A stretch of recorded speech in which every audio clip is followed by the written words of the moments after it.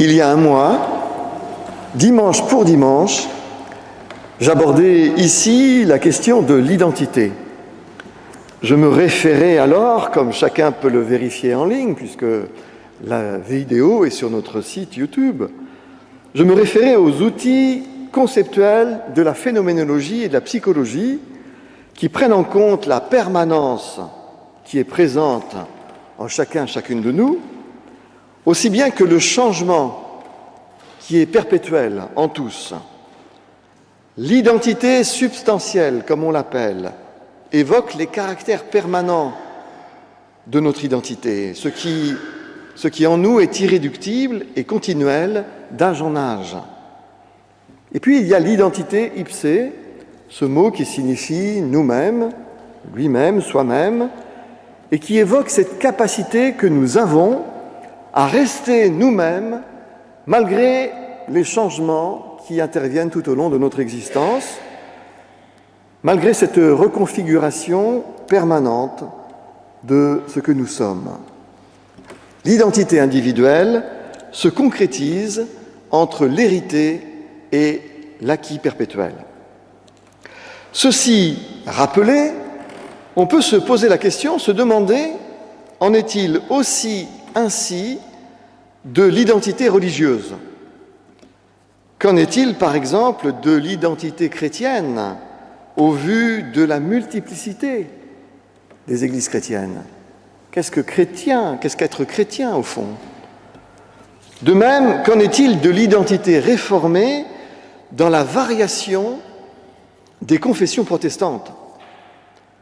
Les identités protestantes et l'identité réformée en particulier se définissent-elles par des valeurs spécifiques? Y a-t-il des valeurs spécifiquement protestantes?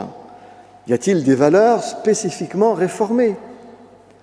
Comment aborder la question de l'identité ecclésiale, sachant que les protestants de la modernité ont beaucoup évolué depuis le XVIe siècle, y compris sur le plan de la doctrine? Comment se comprend l'identité protestante et en particulier l'identité réformée dans cette dynamique de la permanence substantielle et du changement transformateur? Qu'est-ce qui fonde, au fond, notre identité substantielle de protestants ou de protestants réformés? Faut-il parler de valeurs? Faut-il parler de doctrine? Faut-il parler de style liturgique ou d'organisation ecclésiale? Et comment fonctionne cette reconfiguration permanente? Nous sommes, semble-t-il, nous réformés, tellement en adéquation avec la modernité qu'on nous reproche, parfois du côté des autres églises, d'être toujours à la traîne des modes de pensée du monde. L'identité réformée serait-elle molle, sans détermination fixe, à la traîne des modes et des courants de pensée modernes, ballottée à tout vent de doctrine, relativiste au point de se perdre, conquise ou colonisée par la modernité? Je vous propose d'entrer dans ce dossier. Il nous faut commencer par reconnaître qu'il n'y a pas de valeur spécifiquement protestante, ni spécifiquement réformée d'ailleurs. Le courage, la résistance, la liberté vis-à-vis de l'institution, le libre examen, la rigueur morale, l'entraide, et même l'austérité ou la probité économique sont loin d'être des valeurs spécifiquement protestantes. Nous partageons des valeurs avec l'ensemble du monde chrétien, qui a toujours résisté aux persécuteurs et aux persécutions, qui a toujours lutté pour le respect de la morale et qui a toujours développé des réseaux d'entraide et de charité. Et nous partageons aussi des valeurs avec tous les héritiers des Lumières qui ont œuvré pour l'autonomie du sujet, le libre examen, la liberté de conscience, la reconnaissance des droits de tous, le respect de la personne humaine. Sommes-nous syncrétiques ? Évidemment que nous sommes syncrétiques. Toutes les religions sont syncrétiques, car elles allient chacune en elles leur foi originelle avec les cultures dans lesquelles elles s'incarnent et s'inculturent. Le phénomène de l'inculturation est universel. Toutes les religions sont le produit d'inculturations diverses. Prenons le catholicisme. Le catholicisme est un syncrétisme. Il allie en lui la foi chrétienne originelle avec la culture gréco-romaine, qu'il a inculturée dès le début, la culture juive, et aussi les cultures barbares. La Réforme ambitionnait de dégager la foi évangélique de cette inculturation venue des Juifs, des Gréco-Romains et des barbares. Mais les premiers protestants ne voyaient pas manifestement qu'eux-mêmes, importer leur culture, la culture de leur époque, dans leur version de christianisme. Ils importaient les idées et les aspirations de la Renaissance et des temps modernes dans leur version de christianisme. C'est ici que se situe le syncrétisme du protestantisme. Le protestantisme est un syncrétisme alliant la foi évangélique aux cultures germaniques et latines de la Renaissance occidentale. Et c'est la raison pour laquelle nous sommes si à l'aise avec les motifs de la modernité. Nous, protestants, nous ne faisons aucun effort pour adopter les motifs de la modernité. Nous ne sommes pas à la traîne de la modernité ou de la pensée moderne. Nous ne sommes pas des convertis à la modernité. Non, nous sommes modernes. Nous sommes modernes parce que nous sommes nés à l'époque des temps modernes, à l'époque de la modernité qui se mettait en place. Nos aspirations spirituelles et nos idées depuis le XVIe siècle sont les aspirations et les idées de notre culture originelle. Nous sommes nés avec la modernité qui nous influence et que nous influençons également. La démocratie, la liberté de conscience et de culte, le refus du cléricalisme, la sécularisation, la laïcité, la valorisation du corps et de la sexualité en dehors de la procréation, l'éthique de responsabilité, le mariage des ministres du culte et tant d'autres choses impossibles ici à énumérer signalent les nombreux apports du protestantisme à la modernité. Bien loin d'être à la traîne des modernes, le protestantisme a été l'un de ses moteurs. Le syncrétisme du protestantisme est celui de l'humanisme de la Renaissance, de la naissance de l'esprit critique, du libre examen et de l'ouverture au renouveau du savoir par les sciences. Les protestants ne sont pas des gens convertis à la modernité, mais des acteurs de la modernité. Et voilà pourquoi ils sont si à l'aise avec la modernité qui progresse sans cesse. Alors, si ce n'est pas sur le plan des valeurs que se spécifie le protestantisme, serait-ce sur celui de la doctrine.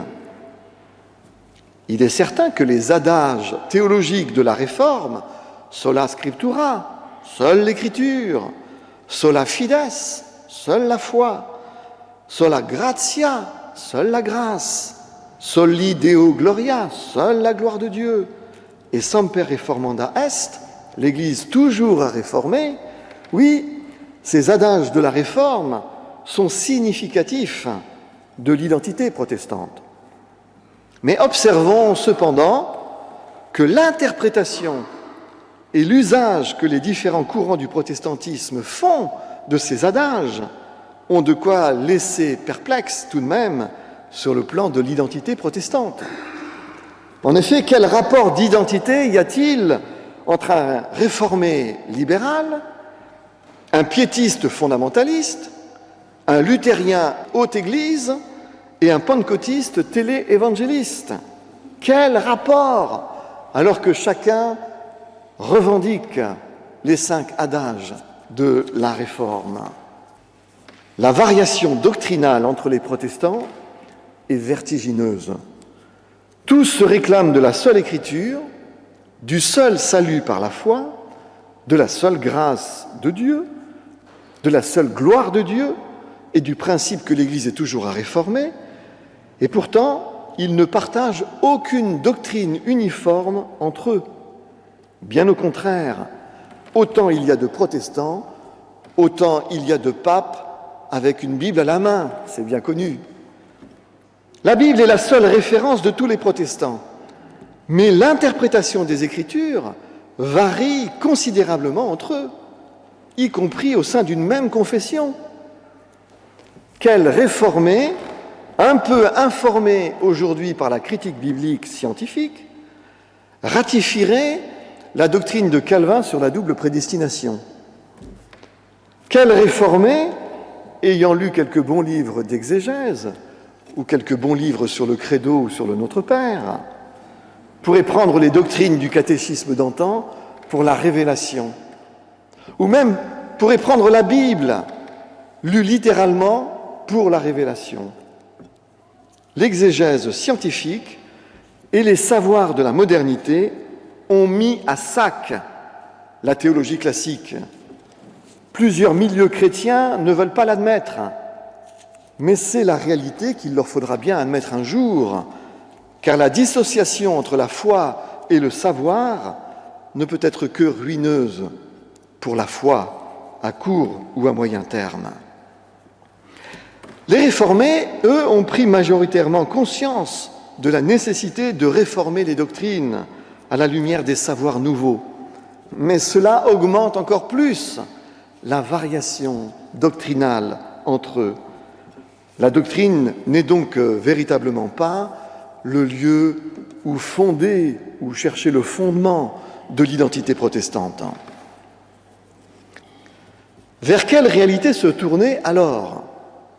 Peut-on envisager avec plus de certitude le terrain de la liturgie et celui de l'organisation ecclésiale, l'ecclésiologie, dit-on en théologie? Il est certain que l'organisation ecclésiale, presbytérienne synodale, qui caractérise l'Église réformée, est un marqueur pour définir l'identité réformée. D'autres églises protestantes revendiquent d'autres modèles d'organisation, épiscopaliens, semi-épiscopaliens ou congrégationalistes. Mais le modèle presbytérien synodal, qui confie l'autorité, l'organisation, la gestion de l'Église à des collèges formés de pasteurs et de laïcs, est de fait un marqueur typique de l'identité réformée. Il en est de même pour notre style de liturgie, qui est centré sur la célébration de la parole, prêchée en chair et signifiée dans les sacrements. Cependant, reconnaissons-le, même en ce domaine, il y a 50 nuances de presbytéranisme synodal et 50 nuances de liturgie réformée, suivant que l'on intègre les représentations et les motifs de l'ecclésiologie réformée et de la liturgie réformée. Pourtant, c'est bien ici, dans cette organisation presbytérienne synodale et dans cette liturgie, que nous pouvons trouver de bons marqueurs pour relever ce qu'est l'identité réformée. Et c'est sur ce mot et cette notion de marqueur que je voudrais boucler la boucle de cette réflexion ce matin.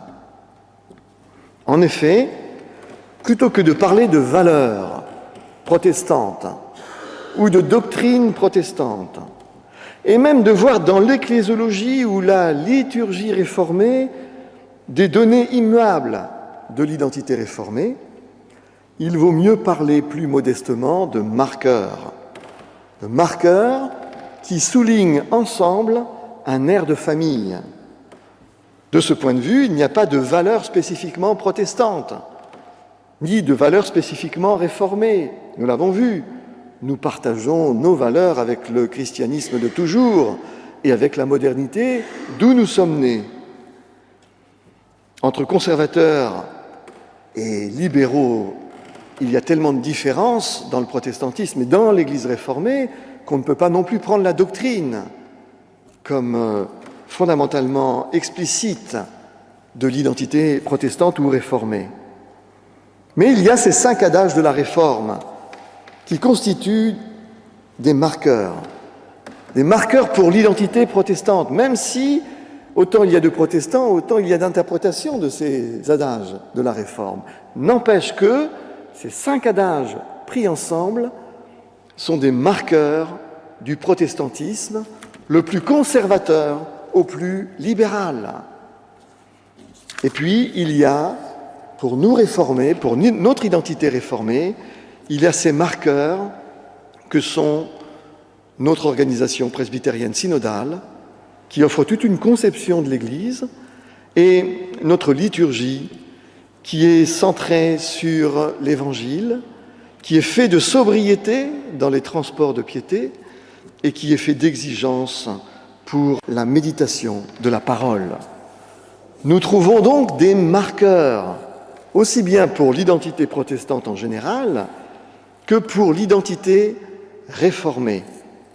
Et nous nous efforçons, dans notre Église, de rester fidèles à ces marqueurs qui disent une certaine façon d'être fidèle à Dieu, une certaine façon d'être fidèle à l'Évangile, une certaine façon d'être fidèle à la dignité humaine que Dieu et l'Évangile reconnaissent à l'humain. Le philosophe Paul Ricoeur estimait que la fidélité à soi-même a partie liée avec l'ipséité. L'ipséité, cette identité qui se reconfigure, qui reste soi-même malgré les changements. Il n'y a pas qu'une façon d'être fidèle à Dieu, mais la fidélité à soi-même, la fidélité à sa spécificité, la spécificité d'être fidèle à ses principes est à coup sûr impliquée dans l'ipséité de l'identité religieuse. L'identité protestante réformée se marque par sa fidélité aux adages réformateurs, par sa fidélité à l'ecclésiologie et à la liturgie réformée, par sa fidélité à sa façon d'être au travers de tout cela, fidèle à Dieu, fidèle au Christ, fidèle à l'Évangile. Elle ne prétend pas, l'identité réformée, que sa façon d'être fidèle soit la seule façon d'être fidèle à Dieu. Mais elle s'efforce pour elle-même d'être fidèle à Dieu, à l'Évangile, à ses pères, à sa tradition. Que la bonté et la fidélité ne t'abandonnent pas, dit le livre des Proverbes, au chapitre 3. Que la bonté et la fidélité ne t'abandonnent pas. Lis-les à ton cou, écris-les sur la table de ton cœur. Amen.